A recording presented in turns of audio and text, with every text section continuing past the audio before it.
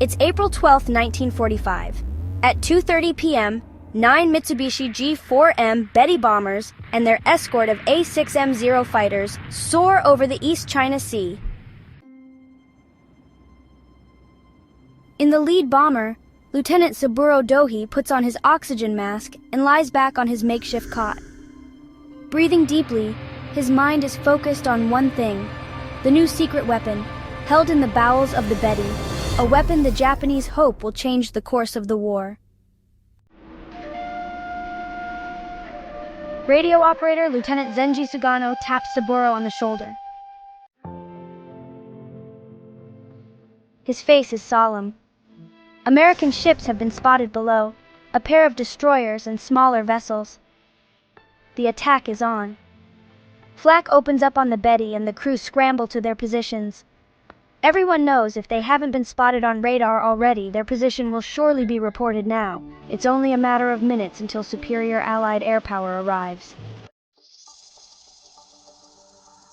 Saburo approaches the trapdoor in the bomber. The trapdoor has come to be known by the pilots as the Devil's Gate, but Saburo is undeterred. Lieutenant Saburo Dohi, Petty Officer Sugano, thank you for everything. For a moment, there's a calm exchange of understanding and mutual respect between the two men. Sugano salutes Saburo and Saburo smiles at his comrade. It's time.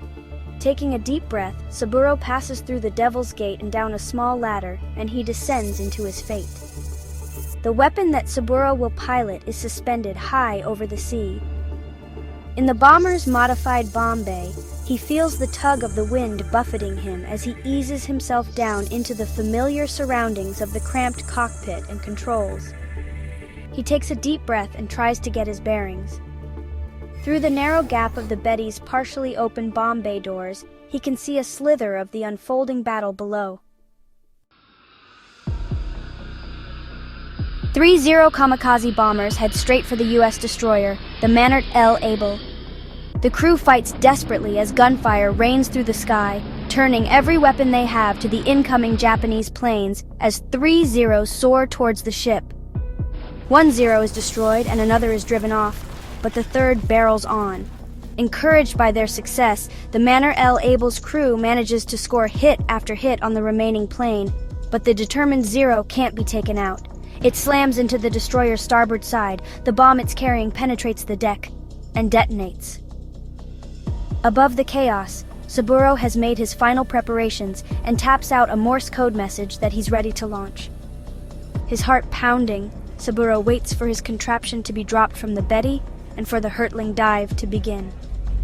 But a minute passes, and nothing happens. Cold fear begins to pool in Saburo's stomach. He's suspended helplessly over enemy fire. If the Betty covers much more distance, he'll lose track of his target. Back on board the bomber, the aircraft commander shouts to radio operator Lieutenant Zenji Sugano. The explosive release bolt has misfired and Sugano must manually jettison the rocket bomb. Sugano closes his eyes, unable to bring himself to watch as he releases the weapon. With no warning, Saburo plunges downward through the sky. Despite it feeling like the floor has dropped from underneath him, Saburo desperately follows his training. He activates a dial on the dashboard and shifts his thumb over to a button on the joystick and presses down. He has just activated a top-secret piece of new technology capable of granting him incredible speed. An overpowering force, stronger than anything he's felt before, takes hold, and he's thrown into the back of his seat. A deafening, unnatural roar drowns out everything. The battle cry of the thunder gods has been sounded. Just 8 months before the mission of April 12, 1945, on a hot, humid evening, a group of inexperienced naval cadets fresh out of flight school are assembled at Takao Airfield, Taiwan. The cadets sit on tatami mats awaiting their commander, barely able to contain their excitement. All they know is that they've been summoned for a top-secret undertaking, and if they display the required attributes, they will be given control of a single weapon, more capable than anything before it. Amongst the group are cadets Saburo Dohi and Hideo Suzuki, friends and classmates from flight training. Group Commander Captain Junsaku Takahashi enters the room. His face is solemn. Captain Junsaku Takahashi, If you are married, if you are the only surviving male heir for your family, or if you have only one parent alive, raise your hand. Hands go up around the room as Takahashi watches gravely. Captain Junsaku Takahashi, you, men with your hands raised, leave the room. The stunned silence is followed by looks of confusion and disappointment. Men exit quietly, leaving an ominous crowd of empty seats. Takahashi begins the briefing. He reveals to the cadets that, despite the Japanese propaganda, the war is not going well. But this weapon could be the answer. It's capable of taking out an American aircraft carrier in one shot. The men are in disbelief. This is a game changer. But Takahashi isn't finished. Captain Junsaku Takahashi, operating this weapon is a one-way mission. You will die.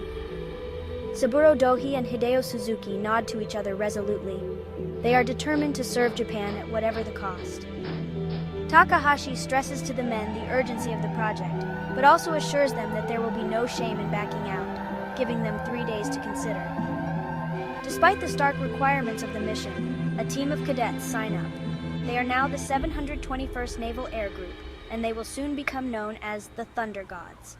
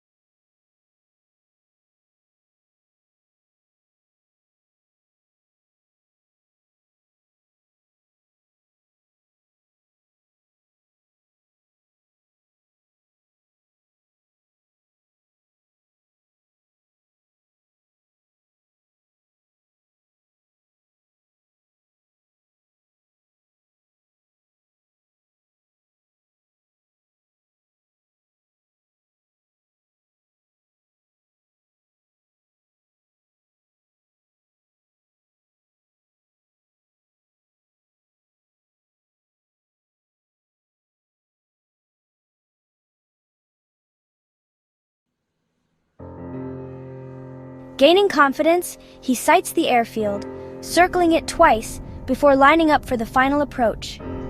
If you enjoy this video, we'd really appreciate your subscription. Thank you.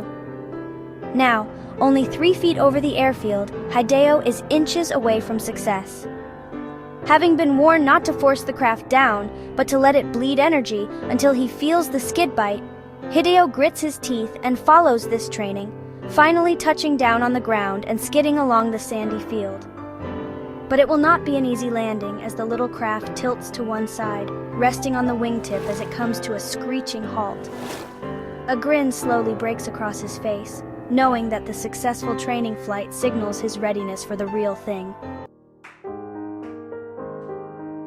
After months of intense and nerve-wracking training, the Thunder Gods gather to celebrate the New Year on December 31st, 1944. Having been granted leave, the pilots use this time to reflect on their spiritual values and life, to prepare for the sacrifice they'll soon be required to make. Saburo and Hideo are among them.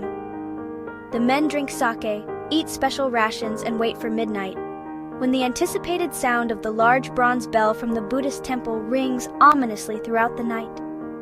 Struck by the priests 108 times to mark the suffering caused by the earthly desires of man. The pilots fall into silence as they listen to the deep tolls sounding through the night. As the dawn creeps closer, the pilots walk to a humble hill, known as Tornado Mountain. The normally festive atmosphere is muted by the effects of over 7 years of war, as the pilgrims trudge exhaustedly up the mountain. The icy ocean breeze meets the bright rays of the sun as it bursts over the horizon. The men take a moment to watch the dawn from the heights of Tornado Mountain. Ajiguchi, a pilot from the Thunder Gods that day, stated, "We drank a cup of sake and shouted, 'Banzai, banzai, banzai!' We all knew it would be our final first sunrise." In April 1945, Saburo Dohi and Hideo Suzuki are becoming impatient and tense. Twice now they have waved off their fellow pilots on 2 previous Thunder Gods missions.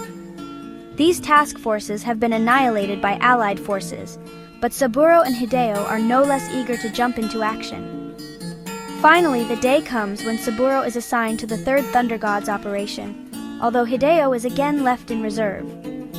At the airbase, Hideo and Saburo say their final goodbyes.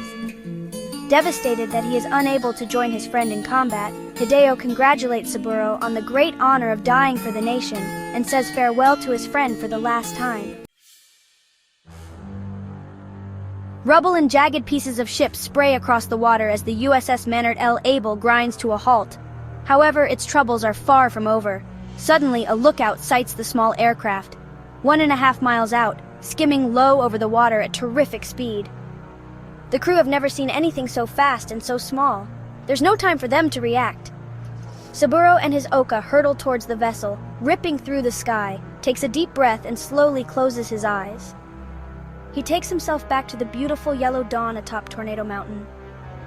The 2,600-pound warhead of Saburo's Oka has collided with the side of the ship. Having activated the manual launch of Saburo's Oka, Senji Sugano has been watching every step of Saburo's journey and sees the tremendous blast. He did it. Saburo's Oka obliterates the vessel's midsection, buckling the keel and severing all power, lights, and communications. Aboard the ship, water pours in from all angles, and those below deck don't even have a chance to register what's hit them. The Oka has done its job. The captain of the Manert L. Able gives orders to abandon ship as it breaks in two. The bow and stern drift apart before slipping beneath the waves. Dozens of men are trapped inside. As the stunned survivors clustered in the churning waters, the crew of the nearby destroyer, the USS Jeffers, has sighted another Oka zipping towards them. The Jeffers' guns open up on Saburo's squad mate, but the Oka streaks on relentlessly, its pilots unfazed. An explosion rocks the ship. The decks are smashed, but the ship hasn't sunk. At just 50 yards, an anti-aircraft shell had struck the Oka. The Oka and its pilot are destroyed before they can even hit the target. Not so lucky as Saburo and his glorious death in the hull of the Manert L. Able. The initial strike by the Kamikaze, the Oka, and the subsequent strafing of this attack kills 83 and wounds 35. The operation is later deemed the most successful use of the Oka in the war. Saburo would never know that his hit of the Manert L. Able would be the one and only ship accounted to be sunk by an Oka, or that he had given his life not for a U.S. capital ship, but a small destroyer acting as a radar picket from outside the main fleet. Despite their sacrifice and commitment, Okas and their pilots would only damage 6 other U.S. ships in their operations. Of the 74 that were used in action, most Okas were shot down still within the slow, overloaded Betty bombers and in failed attacks. The Oka pilots would come to earn the nickname Bakas or Fools by the Americans. Yet the dignity of the Thunder God's sacrifice was not lost on those left behind from the operation, such as Hideo Suzuki, who would mourn the loss of his friend and the chance to sacrifice himself for the war effort. "I felt that I had missed out on my chance to die for the nation," Hideo would later say. Of the 17 cadets who were assigned to the Thunder Gods, alongside Hideo Suzuki, only 2 others survived the war. On March 21, 1948, the surviving pilots fulfill their promise to meet at Tornado Mountain. the same mountain the Thunder Gods had climbed that New Year's Day in 1945. The men share cups of hot green tea and bittersweet memories of their friends who gave everything for Japan. This is the end of our story today. Do not forget to hit the subscribe button and let us know in the comments if you like more stories like this. Have a good day and see you next time.